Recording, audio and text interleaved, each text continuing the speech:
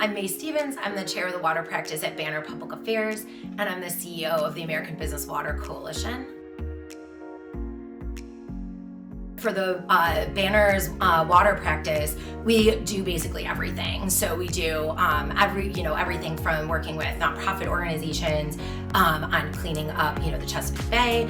We work on work for water utilities, getting them additional funding to do the stuff that they need to do to keep the water safe and to improve the sort of wastewater systems as well.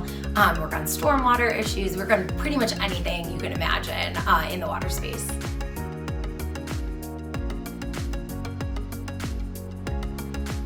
The biggest issue for water infrastructure writ large is a lack of funding, specifically federal funding. So the federal government invests only about 5% of all of the funding across the entire country that is invested in water infrastructure. So 95% of the money that's invested in our water infrastructure comes from us paying our bills, right? So just us paying our water bills every month.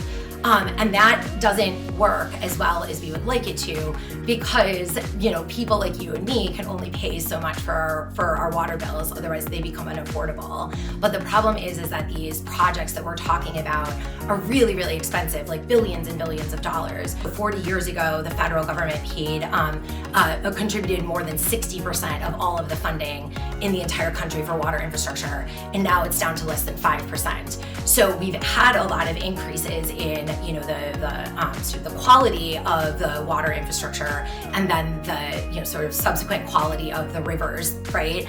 But these days that funding is almost dried up. We need more money, and we need sustained money instead of a decreasing investment over time, and then a big jump for just a couple years.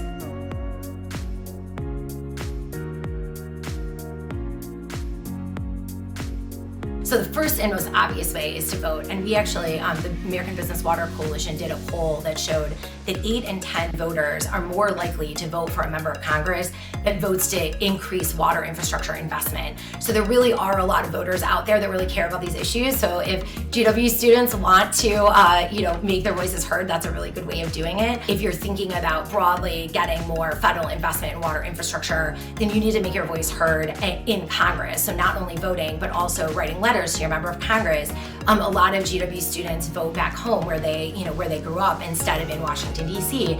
And that is fantastic, because we need all of the members of Congress to hear about it. But wherever your member of Congress is back at home, your senators back home, they're really key to talk to you about this as well. And you can easily just write, you can just go into the member's website, type them a little note, and send it off. It's really very easy to do.